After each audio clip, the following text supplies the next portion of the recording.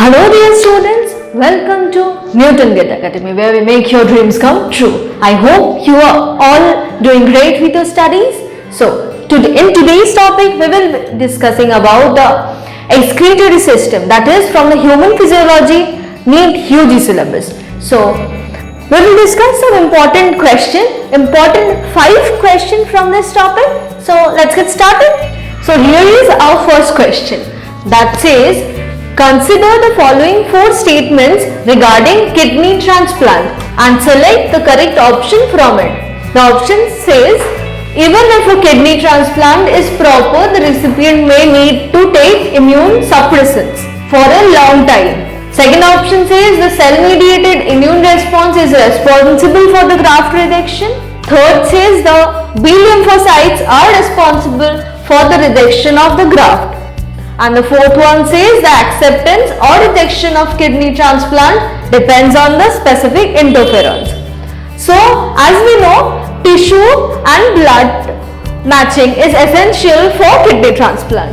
Even if they are matched, after the kidney transplant, the patient, it may be him or her, needs immune suppression for a long time, and the body's ability to differentiate between the self particle and the non-self particle, that is the foreign bodies, and cell-mediated immune response is responsible for the graft rejection.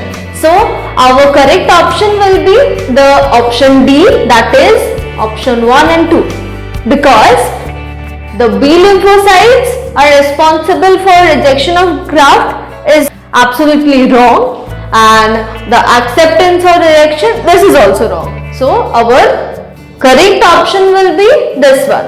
In the next question, the question says, which of the following correctly explains the functions of a specific part of human nephron? The options are as follows.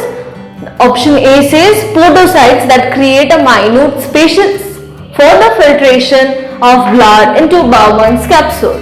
The second option B says Henle's loop, most of the reabsorption of major substances from glomerular filtrate. The option C says distal convoluted tubule helps in the reabsorption of K+ ion into the surrounding blood capillaries, and option D says afferent artery carries the blood away from glomerular filtrate. Let me explain you the question's answer.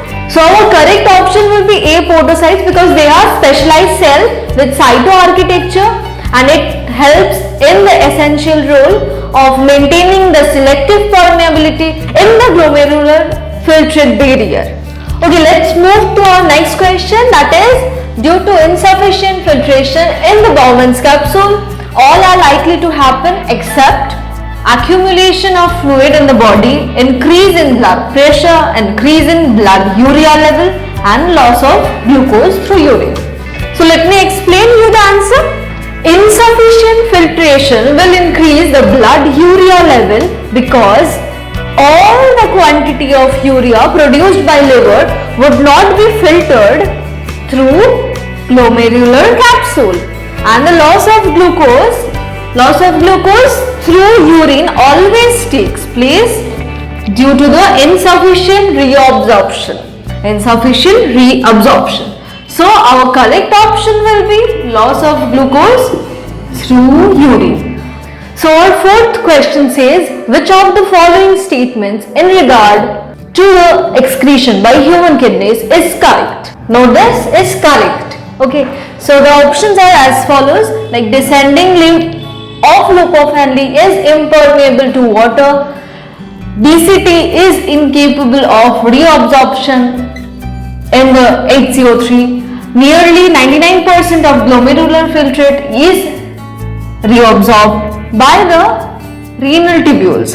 Ascending limb of loop of Henle is impermeable to electrolytes. So let me explain the answers to you. So the answer will be urine formation involves 3 main processes called glomerular filtration, reabsorption and secretion.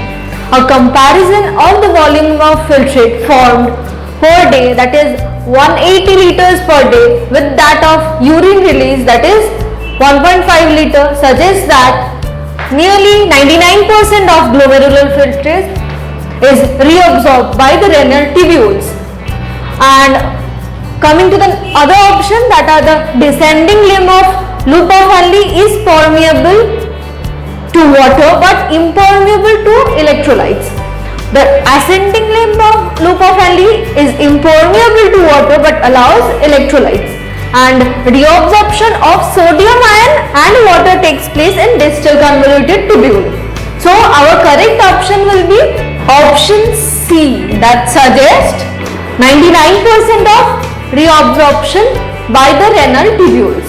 Okay, this question says the appearance of albumin in the urine is most likely due to the increase in blood pressure, decrease in blood osmotic corpuscle, damage to Malpighian corpuscle and damage to the proximal convoluted tubules. So normally albumin can't pass through the filtering pores due to their large size, but in some pathological conditions, heart failure or etc., like the filtration membrane becomes damaged and the filtering pores enlarges in size, so that the serum albumin passes out in the largest amount and appears in urine. So the option will be damage to Malpighian corpuscles, that is the option C.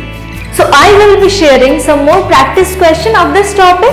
You can solve them at home and ask me if you have any doubt from this topic and the questions.